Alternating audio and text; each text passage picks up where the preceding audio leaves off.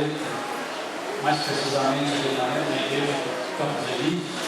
Ele está envolvido com esse trabalho das conferências, trabalho de evangelismo. Vai estar aqui até o final do ano, então envolvido com esse trabalho. Ele quer apresentar também a esposa dele, a Natália, está por aí, Natália. Fique em pé. Seja bem-vindo. Você é bem-vindo. Que Deus possa abençoar e usar você grande. Feliz sábado, irmãos? Como foi a semana? Tudo bem? Vocês vão ver que eu estou mantendo um pouquinho aqui. Domingo tá aí, eu vi a filhinha dele, ele não veio hoje. Mas eu fui jogar bola pro Nico, ele está visitando a igreja, a esposa dele batizou lá na sede de conferência, e aí eu torci o joelho. Aí eu queria que o Nico estivesse aí para falar que eu sou muito de bola, né? Porque o pessoal fala, machucou porque é muito de bola. Mas não é não. Gente, muito bom estar aqui com vocês, a paz de Cristo Jesus possa estar com cada um de vocês, cada visita aqui presente. Eu já estive há muito tempo atrás, sou natural aqui de Taquaritinga, pertinho daqui. Eu já estive aqui uma vez só, não me lembro o que eu vim fazer exatamente aqui, mas acho que eu tinha uns 10, 11 anos de idade, mais ou menos. Mas é um prazer enorme estar aqui com vocês. Minha esposa, o irmão Mário já apresentou, segunda-feira nós fazemos 6 meses de casados. Ela de mel, né? Ela disse que é raro na minha vida, viu? Agradeço a Deus a cada dia por ter me dado esse presente. No primeiro ano de teologia, eu tive contato com uma carta. E essa carta ela me chamou muita atenção. E durante esses anos, de vez em quando eu paro ainda para refletir sobre essa carta. O título da carta é Desabafo de um Pastor Evangélico. Estou cansado. Eu não vou ler a carta na íntegra, mas quem quiser pode procurar na internet e você pode ler. Eu vou ler alguns pedaços dessa carta. Desabafo de um Pastor Evangélico. Estou cansado. Estou cansado do discurso repetitivo e absurdo dos que mercadejam a palavra de Deus. Já não aguento mais que se usem versículos tirados do Antigo Testamento e que se apliquem a Israel para vender ilusões aos que lotam as igrejas em busca de alimento. Essa possibilidade mágica de reverter uma realidade cruel me deixa arrasado, porque sei que é uma propaganda enganosa. Cansei com os programas de rádio que os pastores não anunciam mais os conteúdos do Evangelho. Gastam tempo alardeando as virtudes de suas próprias instituições. Causa tédio tomar conhecimento das infinitas campanhas e correntes de oração, todas visando exclusivamente encher os seus templos. Considero os amuletos dos cristãos horríveis. Cansei de ter de explicar que há uma diferença brutal entre a fé bíblica e as crendices supersticiosas. Canso com a leitura simplista que alguns cristãos fazem da realidade. Sinto-me triste quando percebo que a injustiça social é vista como uma conspiração satânica e não como fruto de uma construção social perversa. Não considera os séculos de preconceitos, nem que existe uma economia perversa privilegiando as elites a séculos. Canso com as perguntas que me fazem sobre a conduta cristã. Recebo todos os dias várias mensagens eletrônicas de gente me perguntando se pode beber vinho, usar piercing, fazer tatuagem, se tratar com acupuntura e etc. A lista é enorme. Canso com muitas mentalidades pequenas, que não saem das questúntulas, que não conseguem um exercício religioso mais nobre, que não pensam em grandes temas. Canso com gente que precisa de cabeços, que não sabe ser livre e não consegue caminhar com princípios. Acho intolerável conviver com aqueles que se acomodam com uma existência sob o domínio da lei e se esquecem também do amor. Canso com a falta de beleza artística dos cristãos. Há pouco compareci a um evento de música cristã, só para sair arrasado. A musicalidade era medíocre. A A poesia sofrível e pior, percebia-se o interesse comercial por trás do evento. Quão diferente do dia em que me sentei na sala de São Paulo para ouvir a música que Bach compôs sobre os últimos capítulos do Evangelho de São João. Sob a batuta do maestro, subimos o bolo. A sala se encheu de um canto mágico, já nos primeiros acordes. Fechei os olhos e me senti em um templo. O maestro era um sacerdote e nós, a plateia, uma assembleia de adoradores. Não consegui conter minhas lágrimas nos movimentos dos violinos, dos aboés e das trompas. Aquela beleza não era deste mundo. Envoltos em mistério, transcendíamos a mecânica da vida e nos transportávamos para onde Deus habita. Minhas lágrimas naquele momento também vinham com pesar pelo distanciamento estético da atual cultura cristã, contente com tão pouca beleza. Canso de explicar que nem todos os pastores são gananciosos e que as igrejas não existem para enriquecer sua liderança. Canso com as vaidades religiosas. É fatigante observar os líderes que adoram cargos, posições e títulos. Desdenho os conchavos políticos que possibilitam eleições para os altos escalões denominacionais. Cansei com as vaidades acadêmicas e com os mestrados e doutorados que apenas enriquecem os currículos e geram uma soberba toda. Sei que estou cansado. Entretanto, não permitirei que o meu cansaço me torne um cínico. Decidi lutar para não atrofiar o meu coração. Por isso, decidi não participar de uma máquina religiosa que fabrica ídolos. Não brigarei pelos primeiros lugares nas festas solenes patrocinadas por gente importante. Jamais oferecerei meu nome para compor a lista dos preletores de qualquer conferência. Abro mão de querer adornar meu nome com títulos de qualquer espécie. Não desejo ganhar aplausos de auditórios famosos. Buscarei o convívio dos pequenos grupos. Priorizarei fazer minhas refeições com os amigos mais queridos. Meu refúgio será de lado de pessoas simples, pois quero aprender a valorizar os momentos despretensiosos da vida.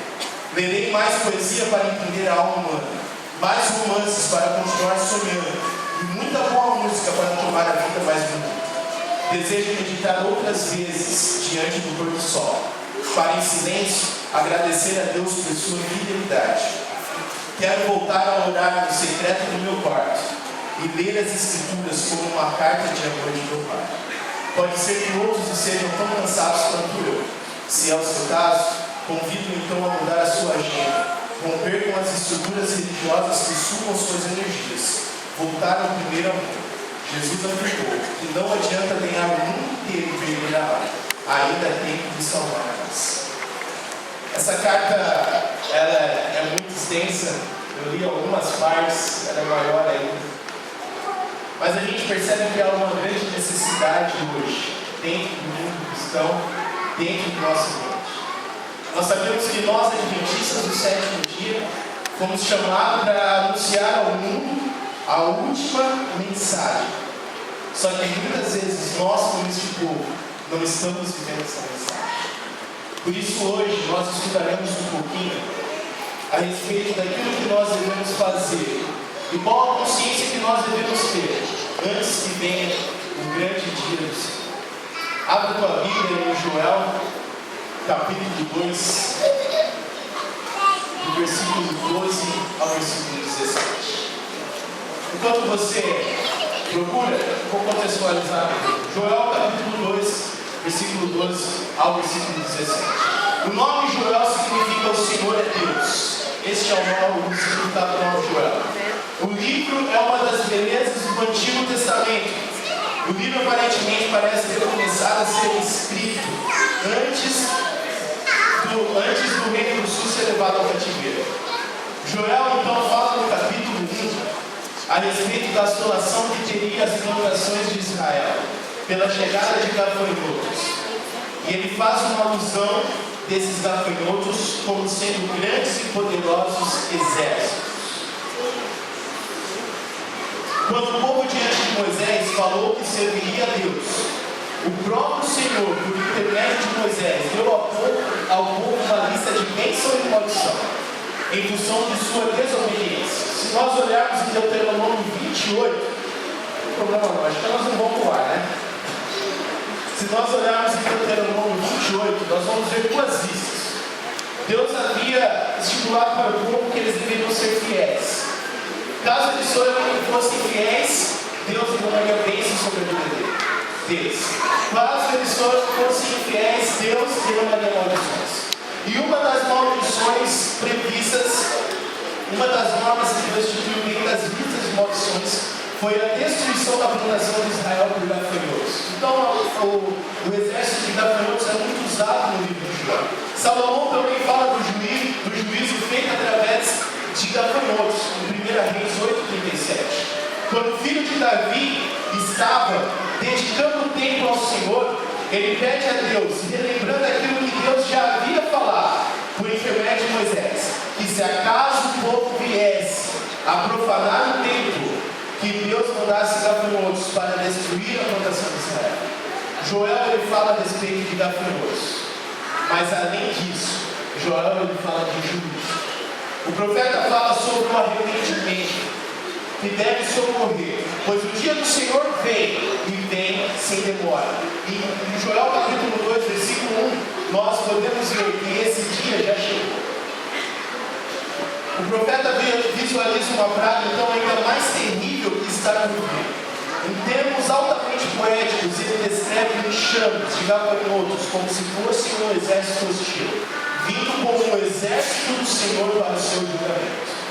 Mas a porta da misericórdia, ele diz, ainda está entreaberta. Se o povo se voltar para o seu Deus, com o coração contrito, a calamidade pode ser evitada. O profeta convoca toda a comunidade para uma reunião de oração e jejum na casa do Senhor. O julgamento está próximo. Há um motivo maior para o arrependimento. Além disso, há uma promessa de bênçãos para os últimos dias. Ao mesmo tempo, Joel repreende a nação aflita. Ele, portanto, os chama para o arrependimento, garantindo a misericórdia de Deus aos judeus. Se eles se arrependerem, a promessa do Espírito Santo nos posteriores dias do Messias e a salvação de todos os crentes dele, é nisto que está baseado o livro de Joel. Da mesma maneira que a profecia estava voltada para o arrependimento do povo de Israel, da mesma forma ela se aplica hoje para nós, antes que venha o juízo de Deus. Joel, capítulo 2. Vamos mais uma vez fechar os nossos olhos e falar: nosso Deus e nosso Pai, a condição de teus filhos, mais uma vez, já chegamos diante da tua presença. Neste momento, a tua palavra está sendo aberta para o nosso coração. Que a mensagem dada a Israel antigamente, a mensagem de arrependimento, possa ser a mensagem dada ao teu povo hoje, para que assim possamos estar firmes no dia do juízo. Fica conosco, o Espírito Santo habite em nossa mente e em nosso coração, para entendermos a tua palavra, aplicá-la em nossa vida e assim transmitir a outras pessoas. Em nome de Jesus nós oramos. Amém. Joel capítulo 2, a partir do versículo 12, diz o seguinte: ainda assim, agora mesmo diz o Senhor, convertei-vos a mim de todo o vosso coração, e isso com jejuns, com choro e com pranto. Rasgai o vosso coração e não as vossas vestes, e convertei-vos ao Senhor, vosso Deus, porque Ele é misericordioso, compassivo e tardio em dar-se, e grande em benignidade, e se arrepende do mal. Quem sabe se não voltará e se arrependerá, e deixará após si uma bênção, uma oferta de manjares e libação para o Senhor vosso Deus? Tocai a trombeta em Sião, promulgai um santo jejum, proclamai uma assembleia solene, congregai o povo, santificai a congregação, ajuntai os anciãos, reuni os filhinhos e os que amam, sai o noivo da sua recâmara e a noiva do seu aposento. Chorem os sacerdotes, ministros do Senhor, entre o corte e o altar, e orem, como contra o povo, Senhor, e não entregues a tua herança ao pobre, para que as nações façam escárnio dele. porque hão de dizer entre os povos, onde está o seu Deus? Amém? Eu vou dividir esse sermão em 3 partes. A primeira parte eu intitulei, onde diz que o cristão ele deve se converter ao Senhor. Se você pensar qual foi a sua conversão, o dia da sua conversão, todos nós temos esse dia, no qual nós falamos que nesse dia nós aceitamos a Jesus como nosso Senhor e nosso Salvador. A verdade é uma só. A verdade é uma só. Nós cristãos devemos nos converter todos os dias diante do Senhor. Se nós falamos que há 10 anos, 15, 20 ou ontem foi o dia da nossa conversão, nós estamos errados. Porque a conversão ela deve acontecer quando? Todos os dias. Todos os dias nós devemos nos achegar diante de Deus, como pecadores que somos, e nos inclinar diante da Deus. Mas Joel, ao transmitir esta mensagem ao povo, ele dá um alarme. Ele fala: converta-se ao Senhor. Mas não é se converter de uma maneira normal. Qual é a maneira que deve se converter? Então Joel ele fala: converta ao seu Senhor com o quê? Com jejum. Com o que mais? Choro. E o que mais? Pranto. Essas são as 3 soluções. Nós sabemos que o jejum, de uma certa maneira, pelo povo de Israel, era usado quando eles haviam pecado. E pecado de uma maneira terrível contra Deus. Então, todas as vezes que eles queriam se arrepender, eles jejuavam. O jejum é algo voluntário pelo cristão. Ninguém é obrigado a fazer jejum. Mas o jejum, ele garante a tua preparação e, principalmente, mostrar diante de Deus que você está arrependido pelo que você fez. A primeira, então, mensagem que nós podemos tirar hoje para a nossa vida, como Igreja Adventista do Sétimo Dia, é que nós devemos nos converter com jejuns. Tem pessoas hoje que, quando faz jejum, ela quer mostrar para todo mundo que está fazendo jejum. O jejum é algo para ficar você e Deus, em silêncio. Joel fala também para nós nos arrependermos diante de Deus com choro. E eu fico triste ao ver a nossa igreja hoje, onde muitas vezes quando nós chegamos por aquela porta, no dia de sábado, de culto, a gente chega com risos, a gente chega alegre. Nós devemos estar alegres porque é o dia do Senhor. Mas uma das coisas que nós não temos visto dentro da nossa igreja é o choro diante de Deus. Pedindo, Senhor, perdão, porque nós somos falhos de Deus.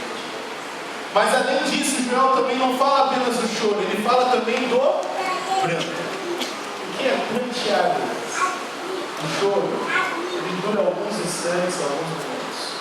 Mas o prantear é você estar contrito, com tristeza diante do Senhor. A tal ponto de todas as vezes que você está diante de Deus, é você se inclinar com Ele com tristeza. Pois você sabe, o pecador, nós sabemos quão miseráveis nós somos. A primeira mensagem, então, que Joel deixa para o povo, de arrependimento, ele diz: converta-se ao Senhor. Hoje de manhã você se converteu? Quando você chegou por essa porta, você chegou com choro? Você está pranteando diante do Senhor? Você tem vivido uma alegria, uma vida de festas e alegrias? Primeira mensagem de Joel. A segunda parte desse sermão, Joel fala no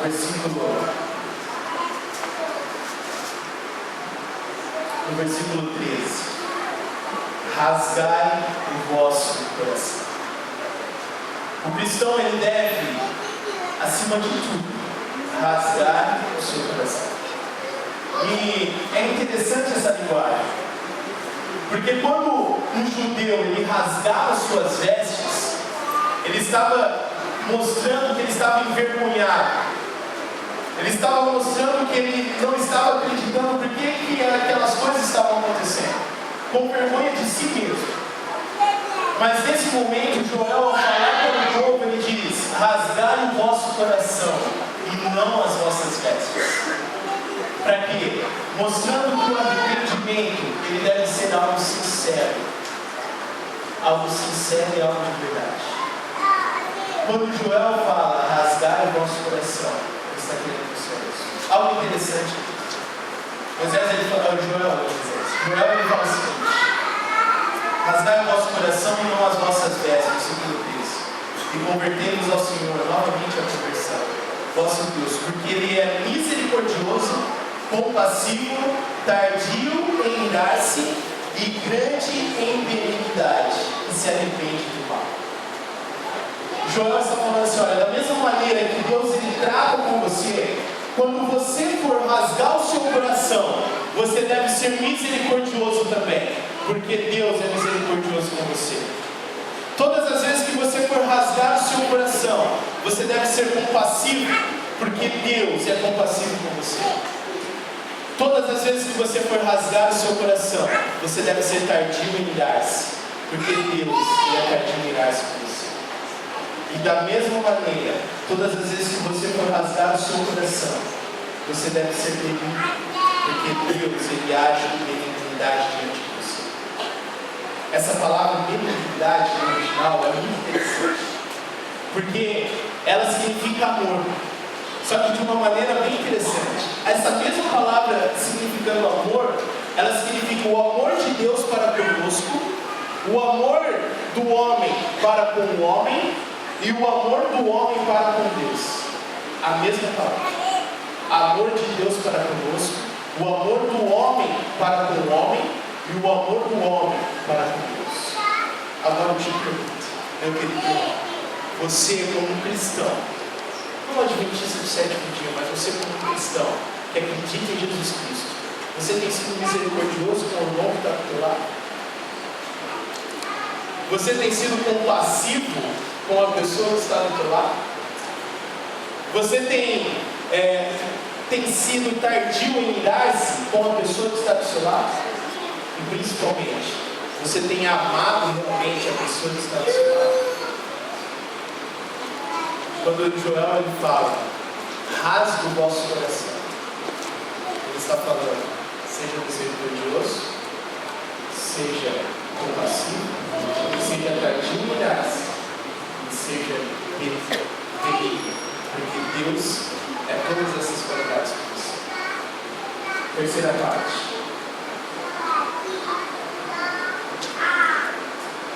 Joel, no capítulo 2, no versículo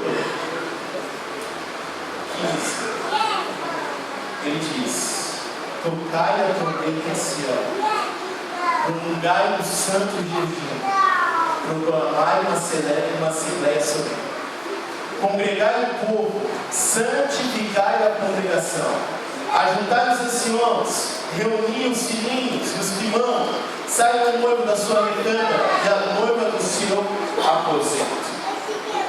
Joel, e a terceira parte é que o cristão ele deve se santificar a cada dia. Se santificar. Como que nós seremos santos? Não tem como alcançar a perfeição ainda nessa terra. Mas Joel fala que a cada dia nós devemos nos abster do mal. E quando ele fala isso, ele usa três coisas muito interessantes. Ele fala, congregai o povo. Depois ele fala, deixe os filhos que estão sendo amamentados, deixe. O noivo que está na sua recâmara, ele sai. E a noiva também. O que Joel está querendo dizer aqui? Tudo que você estiver fazendo, deixe de lado. E santifique-se em primeiro lugar ao Senhor. É interessante que no antigo Israel, um noivo, quando ele ia casar com uma esposa, depois que ele se casava, ele tinha 1 ano. Ele não poderia ser chamado para a guerra, ele não deveria trabalhar.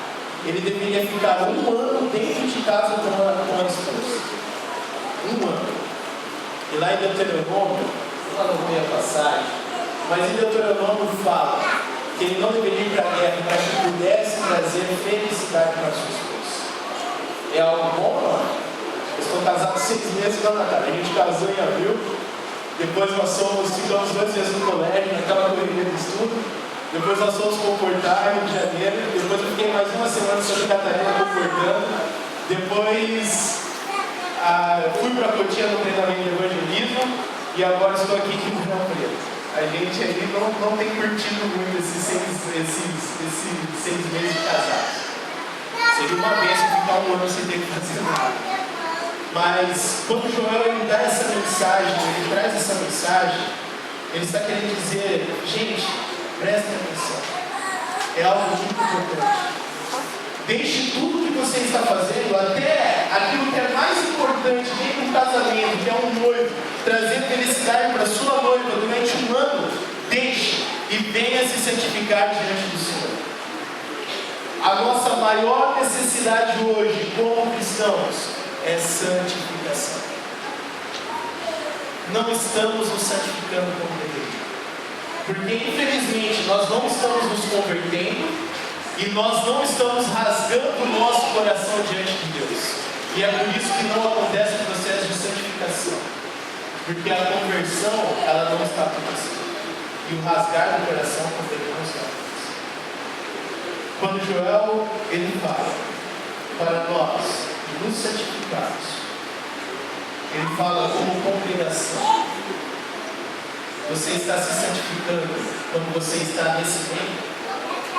Ou você vem mais para a igreja para olhar a roupa do seu irmão, para falar mal do seu irmão, ou para pensar mal do seu irmão, para ficar no celular, ou para realmente ouvir a voz de Deus e se santificar?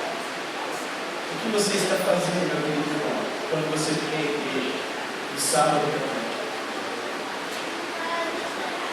O que você está fazendo com a santificação da tua família, lá na tua casa? Você que é pai, você que é esposo, o que você está fazendo? Você tem rasgado o seu coração diante de Deus como pai? Você que é mãe, tem sido humilde diante dos caminhos de Deus para guiar e conduzir os seus filhos? Individualmente, o que você tem feito para se santificar? Uma das passagens, das mensagens, das frases, os trechos de Ellen White que mais falam no coração. Eu reflito muito sobre isso. Eu trouxe ele para vocês. E vocês conhecem, vocês já ouviram diversas vezes, mas eu gosto de mostrar qual é realmente a nossa necessidade. A maior necessidade do mundo é a de homens. Homens que não se comprem nem se vendem. Homens que no íntimo da sua alma sejam verdadeiros e honestos. Homens que não temam chamar o pecado pelo seu nome exato. E quando ela fala chamar o pecado pelo nome exato, ela não está falando para você apontar o pecado do seu irmão. Não, ela está falando de você não ter medo de chamar o seu próprio pecado pelo nome exato.